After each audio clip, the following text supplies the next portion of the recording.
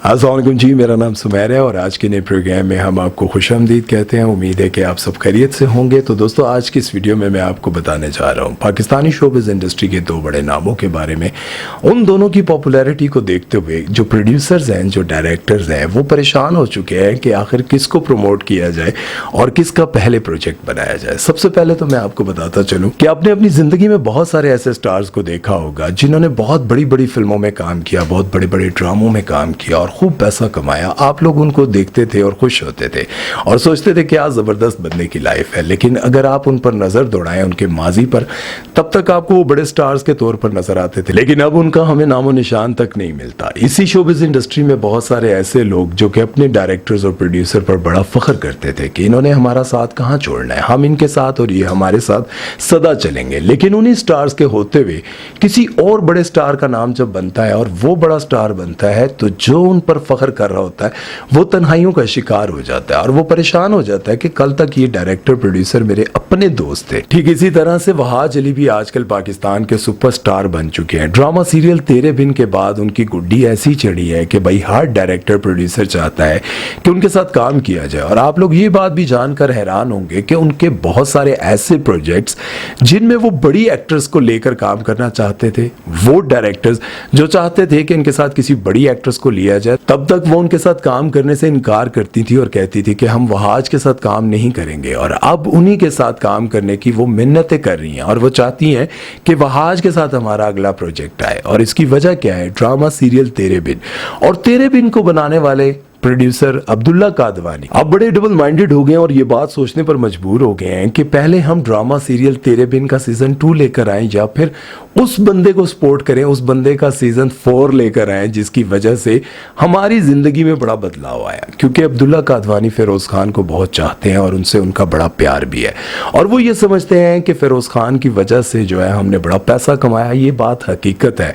Abdullah Kadwani actor के तौर पर तो मशहूर थे, प्रोड्यूसर भी वो थे, लेकिन उन्होंने जब खानी बनाया और फिरोज खान को लिया और फिरोज खान की वजह से वो खानी ड्रामा इतना हिट हुआ कि अब्दुल्ला कादवानी को लगा कि फिरोज खान उनके लिए बहुत लकी साबित हुए हैं।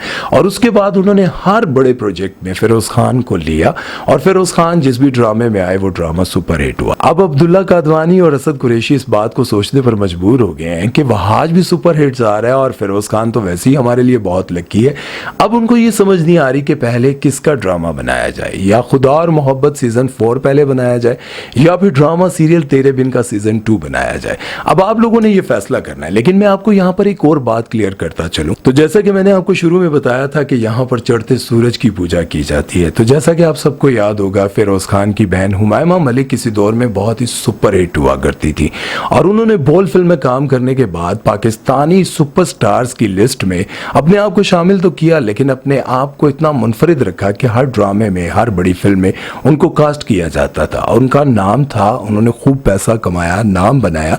लेकिन आप लोगों को ये बात याद होगी कि जब वो इंडिया गई और इंडिया जाने के बाद उन्होंने इमरान हाशमी के साथ काम किया था और इमरान हाशमी के साथ उन्होंने कुछ ऐसे सीन्स किए थे जिसकी वजह से पाकिस्तानियों को बड़ी तकलीफ हुई थी और पाकिस्तानी चाह रहे थे कि वो कभी भी पाकिस्तान वापस ना आए, क्योंकि हम ऐसी किसी भी एक्ट्रेस को सपोर्ट नहीं करेंगे, उनको पसंद नहीं करेंगे जो कि इमरान हाशमी, प्रोफेसर इमरान हाशमी के साथ जाकर ऐसे सीन्स करे।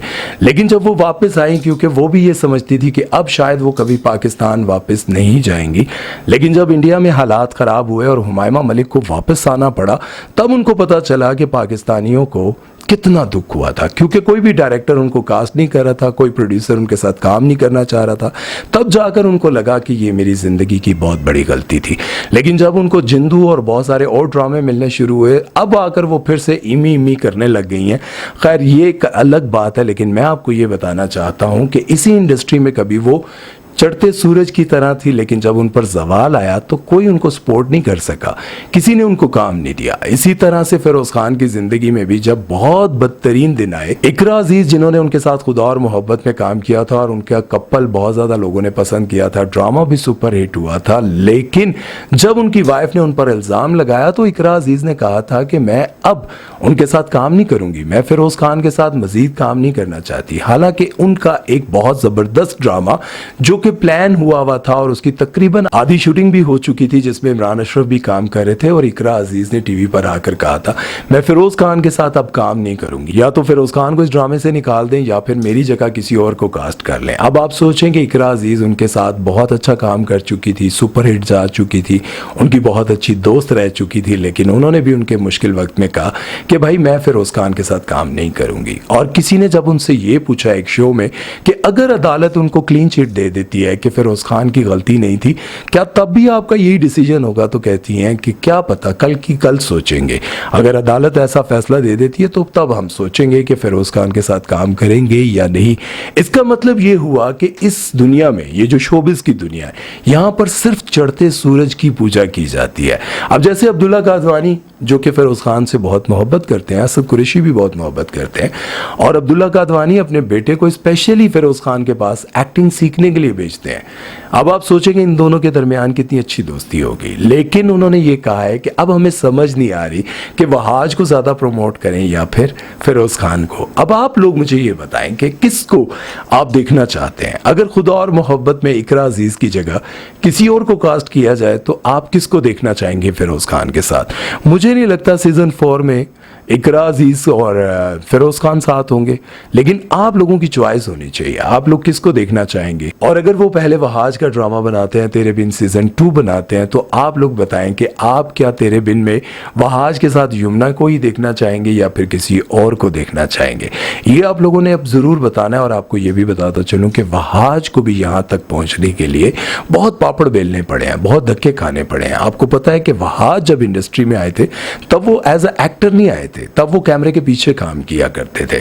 अब कैमरे के पीछे बहुत सारे काम होते हैं, लेकिन ऐसा नहीं था कि वो सामान शान उठाते थे, वो किसी डायरेक्टर, प्रोड्यूसर या फिर प्रोडक्शन को देखते थे। लेकिन उन्होंने बहुत ज्यादा स्ट्रगल की और उसके बाद छोटे छोटे सीन्स करते करते करते करते उनको काम मिलना शुरू हो गया। और ये कोई जो मंजिल उन्होंने तय की है ना, ये बहुत आसानी से तय नहीं कर ली। फिरोज खान को इतनी ज्यादा मेहनत नहीं करनी पड़ी जैसे वहाज अली ने मेहनत की थी। उसकी वजह ये थी कि जो उनकी बहन है हुमायमा मलिक, वो 14 साल की उम्र में इंडस्ट्री में आ गई थी और उसके बाद उन्होंने अपने बहुत ज्यादा कनेक्शंस बनाए हुए थे।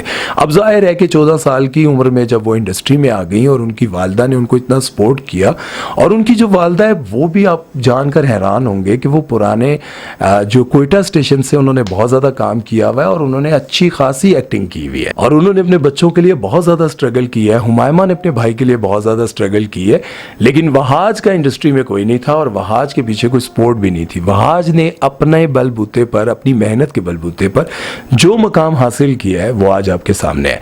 खैर, आप लोग ये मुझे बताइएगा कि आप किसका पहले प्रोजेक्ट देखना चाहते हैं, खुदा और मोहब्बत सीजन 4 पहले देखना चाहते हैं या फिर आप तेरे बिन सीजन 2 देखना चाहते हैं। और अगर हम साथ में ये भी बात करें कि उनका ड्रामा अखाड़ा कब आ रहा है, तो मैं आपको बताता चलूं कि वो नेक्स्ट मंथ में इंशाल्लाह आप देख पाएंगे।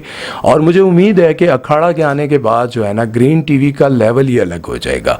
उस ड्रामे को देखने के बाद आपको लगेगा कि फिरोज खान की वजह से ग्रीन टीवी हिट हुआ है। लेकिन अब जाहिर है कि ग्रीन के हर प्रोजेक्ट में वो फिरोज खान को तो नहीं ले पाएंगे, लेकिन उनको भी ये बात लगेगी बाद में कि फिरोज खान उनके लिए बड़ा लकी साबित हुआ है। खैर, अब देखते हैं कि होता क्या है और आप अपनी राय जरूर दीजिएगा, क्योंकि हो सकता है कि आपकी राय जो है उन तक पहुंचे और उसके बाद वही फैसला करे जो आप लोग चाहते हैं। अपना ख्याल रखिएगा और सुमैर चौधरी को दीजिए इजाजत। अल्लाह हाफिज।